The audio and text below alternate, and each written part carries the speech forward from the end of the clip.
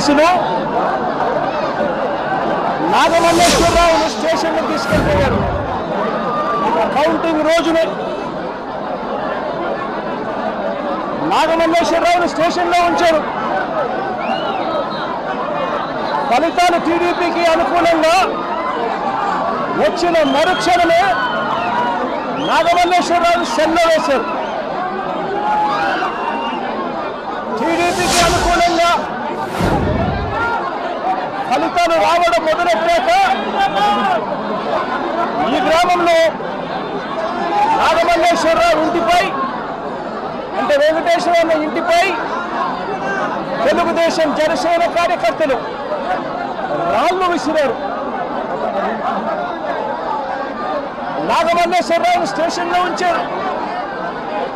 నాగమల్లేశ్వరరావును ఊరిలోకి వెళ్ళడానికి వీల్లేదు అని, ఊరు విడిచిపెట్టి పోవాలి అని, లేకపోతే రౌడీ షీట్ ఓపెన్ చేస్తామని సాక్షాత్తు సిఐ రాజేషే చెప్పాడు. రౌడీ షీట్ ఓపెన్ చేయడమే కాదు, కాల్చి చంపుతామని కూడా సాక్షాత్తు సిఐ రాజేష్ అనే వ్యక్తి బెదిరించడం కూడా జరిగింది. ఆశ్చర్యం ఏమిటి అంటే, జూన్ 4వ తారీఖు కౌంటింగ్ మొదలైతే జూన్ 5వ తారీఖు రాత్రి దాకా నాగమల్లేశ్వరరావు స్టేషన్లో ఉంచుకున్నారు. అవమానించారు, బెదిరించారు. ఆయన మీద చేయకూడని నేరాలన్నీ కూడా చేశారు. 5వ తారీఖు రాత్రి తనను విడిచిపెట్టారు. నాగమల్లేశ్వరరావు గుంటూరులో ఉన్న తన సోదరుడి ఇంటికి వెళ్ళాడు. ఈ సిఐ, ఈ పోలీసులు వీళ్ళు బెదిరించిన తీరు, వీళ్ళు అవమానించిన తీరు.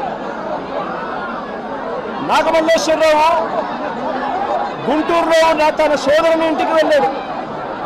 వెళ్ళి అక్కడి నుంచి వాళ్ళ నాన్నకు ఫోన్ చేశాడు. వెంకటేశ్వరన్నకు ఫోన్ చేసి పోలీసులు ఏ రకంగా అవమానించారు, పోలీసులు ఏ రకంగా బెదిరించారు, పోలీసులు ఏ రకంగా కొట్టారు, ఇటువంటి విషయాలన్నీ కూడా వాళ్ళ నాన్నకు చివరిసారిగా ఫోన్లో చెప్పి ఆత్మహత్య చేసుకునే కార్యక్రమానికి తాను వెళ్ళిపోయాడు. వెంటనే తన కొడుకును కాపాడుకునేందుకు, నాగమల్లేశ్వరరావును కాపాడుకునేందుకు వెంకటేశ్వరన్న హుటాహుటిన గుంటూరుకు వెళ్ళి కొడుకును హాస్పిటల్లో చేర్పించాడు. కొడుకును హాస్పిటల్లో చేర్పిస్తే ఆ ట్రీట్మెంట్ జరుగుతూ ఉండగా నాగమల్లేశ్వరరావు ప్రాణాలు విడిచాడు. జూన్ 9వ తారీఖున నాగమల్లేశ్వరరావుకు భార్య, 2 కూతుర్లు ఉన్నారు. ఇప్పుడే కూతురు కూడా చిన్నబ్బాయి కూతురు నాగమల్లేశ్వర